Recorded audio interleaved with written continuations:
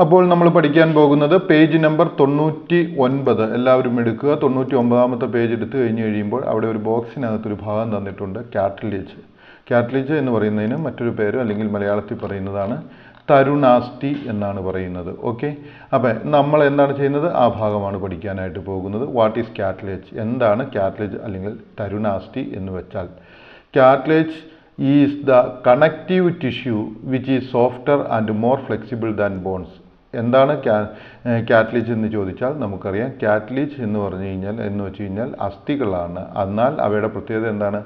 അസ്ഥികളേക്കാൾ മൃദുവായതും വഴക്കമുള്ളതുമായ യോജക കലകളാണ് തരുണാസ്ഥി അല്ലെങ്കിൽ കാറ്റ്ലേജ് എന്ന് പറയുന്നത്. Okay, connective tissue which is softer and more flexible, വഴക്കമുള്ളതും മൃദുലവുമായിട്ടുള്ള യോജക കലകളെയാണ് നാം എന്ത് വിളിക്കുന്നത്? കാറ്റ്ലേജ് എന്ന് വിളിക്കുന്നത്. 93ാമത്തെ ചോദ്യം, which are the places cartilage present? ഏതെല്ലാം സ്ഥലങ്ങളിലാണ് കാറ്റ്ലേജിനെ നമുക്ക് കാണപ്പെടുവാൻ കഴിയുന്നത്? These are present, അല്ലെങ്കിൽ cattleges are present in elbows, knees, ankles, at the tip of the rib, between the vertebrae of the vertebral column, പിന്നെ at the tip of the nose and in the trachea. അപ്പോൾ ഈ കാറ്റ്ലേജ് കാണപ്പെടുന്ന സ്ഥലങ്ങൾ ഏതെല്ലാമാണ്?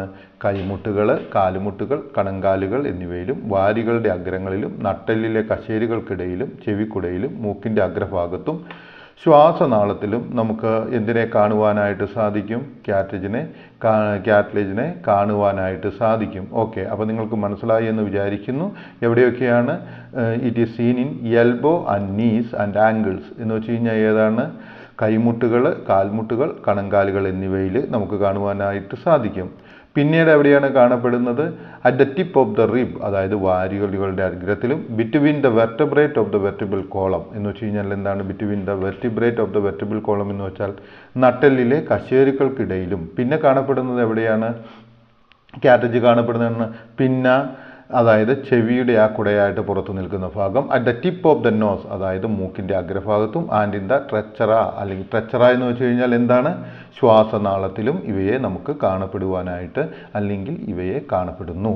ഇനി 94ാമത്തെ ചോദ്യം, why cartilages are present at the tip of the nose? എന്തുകൊണ്ടാണ് cartilage ഈ നോസിൻ്റെ ടിപ്പിൽ അല്ലെങ്കിൽ അഗ്രഭാഗത്ത് കാണപ്പെടുന്നത്? Cartilage are present at the tip of the nose, tip of the bones to reduce friction in the joints. അതായത് എന്തുകൊണ്ടാണ് കാറ്റ്ലേജുകൾ ഈ ബോണുകളുടെ അഗ്രഭാഗത്ത് കാണപ്പെടുന്നത്? ഈ ബോണുകൾ തമ്മിലുള്ള അനക്കമുണ്ടാകുമ്പോൾ ജോയിൻറ്റിൻ്റെ ഇടയിലുള്ള ഘർഷണത്തെ കുറയ്ക്കുന്നതിന് വേണ്ടിയാണ് എന്താണ് അവ കാണപ്പെടുന്നത്? അസ്ഥികളിലെ ഘർഷണം കുറയ്ക്കുന്നതിന് വേണ്ടിയാണ് ബോണിൻ്റെ അഗ്രത്തിൽ എന്ത് ചെയ്യപ്പെടുന്നത്? കാറ്റ്ലേജിനെ കാണപ്പെടുന്നത്. 95ാമത്തെ ചോദ്യം, is blood vessels and nerve vessels are present in cartilage? അതായത് ബ്ലഡ് വെസൽസും നെർവ് വെസൽസും, അതായത് ഇവയിൽ രക്തക്കൊഴലുകളോ നാഡികളോ കാണപ്പെടുന്നുണ്ടോ എന്നാണ് നമ്മളോട് ചോദിച്ചിരിക്കുന്നത്. അപ്പോൾ അതിൻ്റെ ഉത്തരം എന്താണ്? ബ്ലഡ് വെസൽസും രക്തക്കൊഴലുകളും നാഡികളും നെർവ്സും ആർ ആബ്സെൻ്റ് ഇൻ സം. ഇവയിൽ നെർവുകളും രക്തക്കൊഴലുകളും ആബ്സെൻ്റ് ആണ്, ഇല്ല എന്നുള്ളതാണ് ഉത്തരം. ഇനി 96ാമത്തെ ചോദ്യം, why cartilage growth is slower than the rest of the cell? എന്തുകൊണ്ടാണ് കാറ്റ്ലേജിൻ്റെ വളർച്ച ബാക്കിയുള്ള കോശങ്ങളെ അപേക്ഷിച്ച് വളരെ മന്ദഗതിയിലായിരിക്കുന്നത്? Due to the absence of blood vessels their growth is slower than the rest of the cells. എന്തുകൊണ്ടാണ് ഇതിൻ്റെ വളർച്ച കുറവായിരിക്കുന്നത്? രക്തക്കുഴലുകളുടെ അഭാവം മൂലം തരുണാസ്ഥികളിലെ ഇതര കലകളേക്കാൾ സാവധാനത്തിലാണ് വളരുന്നത്. അതിന് കാരണം എന്താണ്? Due to the absence of blood vessel, അതായത് രക്തക്കുഴലുകളുടെ സാന്നിധ്യമില്ലായ്മ. Growth is slower than the rest of the cells. അതുകൊണ്ടാണ് മറ്റുള്ള കലകളെക്കാളും വളരെ മന്ദഗതിയിൽ തരുണാസ്ഥിയുടെ വളർച്ച സംഭവിക്കുന്നത്. ഇനി നമുക്ക് തന്നിരിക്കുന്നത് എന്താണ്? What is the difference between bone and cartilage? ഇവിടുത്തെ ഒരു വലിയ ചോദ്യമാണ്. രണ്ട് കാര്യങ്ങളാണ് ഇതിനകത്ത് നമുക്ക് പഠിക്കുവാനായിട്ടുള്ളത്. എന്തെല്ലാമാണെന്ന് ചോദിച്ചാൽ ബോണും കാറ്റ്ലേജും തമ്മിലുള്ള ഒരു വ്യത്യാസം എന്താണ് എന്നാണ് നമ്മളോട് ചോദ്യം ചോദിച്ചിരിക്കുന്നത്. അസ്ഥിയും തരുണാസ്ഥികളെയും എന്താണ്? തരുണാസ്ഥിയും എന്താണ്? അസ്ഥിയും തരുണാസ്ഥിയും തമ്മിലുള്ള വ്യത്യാസം, അത് ഇവിടെ ആ ഒരു കൊച്ച് ചോദിക്കുന്നതായിട്ടാണ് നമ്മൾ കാണപ്പെടുന്നത്. അപ്പം ആ കാണുന്ന ചോദ്യത്തിന് ഉത്തരം ഒരുപക്ഷെ നമ്മൾ പുറമേ നിന്നുള്ള വായനയിലൂടെ ഉത്തരം കണ്ടെത്തേണ്ടതായിട്ടുണ്ട്. അപ്പോൾ ബോൺസ് ആദ്യം നോക്കാം. They are hard, complex structures composed of connective tissues that protect the organs and give shape to the body. ഒന്നാമതായിട്ട് മനസ്സിലാക്കേണ്ട കാര്യം എന്താണ്? ബോൺസ് എന്ന് വെച്ച് കഴിഞ്ഞാൽ ദേ ആർ ഹാർഡാണ്, അതായത് അവ കട്ടിയുള്ളവയാണ്. കോംപ്ലക്സ് സ്ട്രക്ചർ, അവ വളരെ സങ്കീർണമായ സ്ട്രക്ചറാണ്. കമ്പോസ്ഡ് ഓഫ് കണക്റ്റീവ് ടിഷ്യൂ അതിനകത്തുണ്ട്. ദാറ്റ് പ്രൊട്ടക്ട് ദ ഓർഗൻസ്, അത് നമ്മളുടെ ഉള്ളിലുള്ള ഓർഗനുകളെ സംരക്ഷിക്കുന്നു. And give shape to the body, നമ്മളുടെ ശരീരത്തിൻ്റെ ആ രൂപം നൽകുന്നു. രണ്ടാമതായിട്ട് bone cells are called osteocytes. Bone സെല്ലുകളെ വിളിക്കുന്നത് എന്താണ്? ഓസ്റ്റിയോസൈറ്റസ് എന്ന് വിളിക്കുന്നു. ബോൺസ് ആർ ബൈ ഡിറക്ഷണൽ എന്ന് വെച്ച് കഴിഞ്ഞാൽ എന്താണ്? ബോണുകൾ രണ്ട് സൈഡിലേക്കും വളരുന്നവയാണ്. They grow in both direction എന്നുള്ളതാണ് അതിൻ്റെ അർത്ഥം. Okay. In bone marrow is present. ബോണിൽ എന്താണുള്ളത്? മാരോ ഉണ്ട്, അല്ലെങ്കിൽ മജ്ജയെ കാണുവാനായിട്ട് സാധിക്കുന്നു. In bone blood vessels are present. In ബോണിൽ എന്താണ്?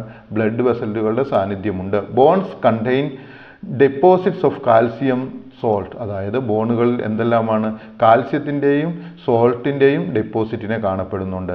Bones are organic and inorganic. ബോണുകൾ ചില ഭാഗങ്ങൾ ഓർഗാനിക് ആയിരിക്കാം, മറ്റു ഭാഗങ്ങൾ ഇൻഓർഗാനിക് ആയിരിക്കാം.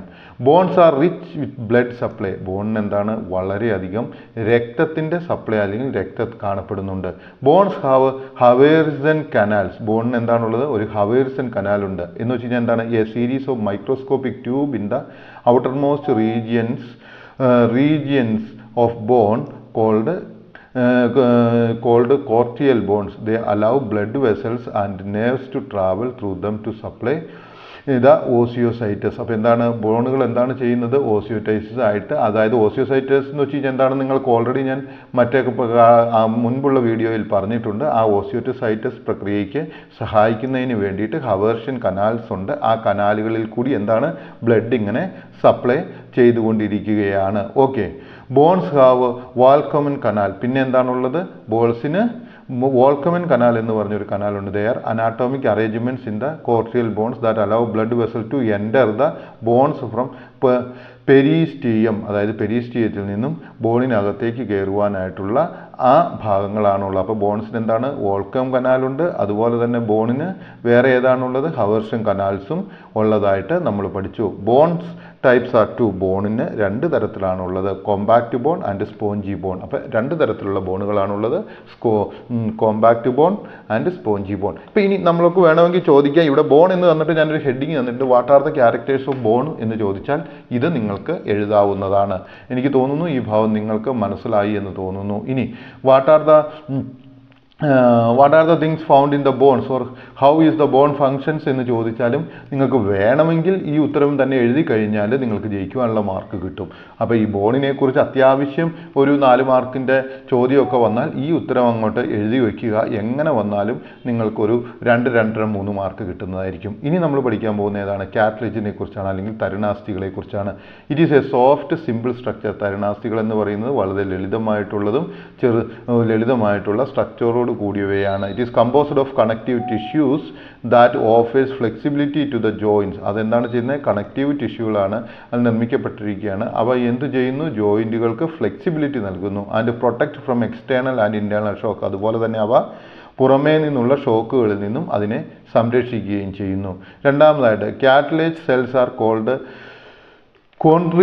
കോൺട്രോസൈറ്റസ്. അതായത് കാറ്റേജ് സെല്ലിനെ വിളിക്കുന്നത് എന്താണ്? കോൺട്രോസൈറ്റസ് എന്ന് വിളിക്കുന്നു. ഇനി അടുത്തതായിട്ടുള്ള ഒരു പ്രത്യേകത എന്താണ്? കാറ്റ്ലേജ് സെല്ലുകൾ യൂണി ഡിറക്ഷണലാണ്. അതായത് it grows into a single direction. അതായത് കാറ്റ്ലേജ് സെല്ലുകൾ ഒരു ഡിറക്ഷനിൽ മാത്രമേ വളരുകയുള്ളൂ. അതുപോലെ തന്നെ അടുത്തതായിട്ട് ബോൺ മാരോ ഈസ് ആബ്സെൻറ്റ്. കാറ്റ്ലേജിൽ എന്ത് ചെയ്യുന്നു? തരുണാസ്ഥിയിൽ ബോൺ മാരോ ഇല്ല. Okay. Blood vessels are blood വെസൽസും കാറ്റ്ലേജിൽ വളരെ കുറവ് അല്ലെങ്കിൽ ആബ്സെൻ്റ് ആണെന്ന് നമുക്ക് പറയാം. May or may not contain deposit of calcium salt. അതായത് ചിലപ്പോൾ കാൽസ്യം സോൾട്ട് ഉണ്ടായിരിക്കാം, ചിലപ്പോൾ കാൽസ്യം സോൾട്ട് ഉണ്ടായിരിക്കില്ല. ഉറപ്പായിട്ട് പറയാൻ പറ്റില്ല ബോണിലുള്ളതുപോലെ അല്ലെങ്കിൽ അസ്ഥിയിലുള്ളതുപോലെ. Matrix is completely organic. പിന്നെ എന്താണ്? Matrix is completely organic. അതായത് ഈ സാധനം നിർമ്മിക്കപ്പെട്ടിരിക്കുന്നത് പൂർണ്ണമായിട്ടും ഓർഗാനിക് രൂപത്തിലാണ്. ഓക്കെ. അടുത്തതായിട്ട് എന്താണ് നമ്മൾ കാണപ്പെടുന്നത് എന്ന് നമുക്ക് ഒന്ന് നോക്കാം. Calcium phosphate is absent in matrix. അതായത് കാൽസ്യം ഫോസ്ഫേറ്റ് ആബ്സെൻ്റ് ആണ്. ഓക്കെ. അടുത്തതായിട്ട് Haversian canal system is absent in bone. അതായത് ഹവേർഷൻ കനാൽ സിസ്റ്റവും ബോണിൽ ആബ്സെൻ്റ് ആയിട്ടുള്ളതാണ്. Volkmann canal also is absent. Volkmann canal എന്ന് പറയുന്ന കനാൽ സിസ്റ്റവും എവിടെയാണ്? ബോണിൽ ആബ്സെൻ്റ് ആണ്. Types are of 3. അതായത് കാറ്റ്ലേജിൻ്റെ ടൈപ്പുകൾ 3 തരത്തിലാണുള്ളത്. Okay. Fibrocartilage, elastic cartilage and hyaline cartilage. അതായത് 3 തരത്തിലുള്ള കാർട്ടിലേജുകളാണ് നമ്മളുടെ ശരീരത്തിൽ കാണപ്പെടുന്നത്. ഒന്ന് fibro cartilage, elastic cartilage and hyaline cartilage. അപ്പോൾ നിങ്ങളൊന്ന് മനസ്സിലാക്കുക, which are the 3 types of cartilage എന്ന് ചോദിച്ചാൽ എഴുതുക fibro cartilage, elastic cartilage and hyaline cartilage എന്ന് എഴുതുക. ഇനി what are the characters of cartilage എന്ന് ചോദിച്ചാൽ ഈ കാർട്ടിലേജ് എന്ന് തന്നിരിക്കുന്ന ഭാഗത്തിൻ്റെ അടിയിലുള്ള ഭാഗം എഴുതുക. ഇനി distinguish between cartilage and bone എന്ന് ചോദിച്ചു കഴിഞ്ഞാൽ ഈ ബോൺ എന്നുള്ള ഭാഗം എഴുതുക, അതുപോലെ തന്നെ കാർട്ടിലേജ് എന്നുള്ള ഭാഗം എഴുതുക. ഐ സപ്പോസ് നിങ്ങൾക്ക് ഈ പാഠഭാഗം മനസ്സിലായെന്ന് വിചാരിക്കുന്നു. നമുക്ക് അടുത്ത ഭാഗത്തേക്ക് പോകാം അടുത്ത വീഡിയോയിൽ.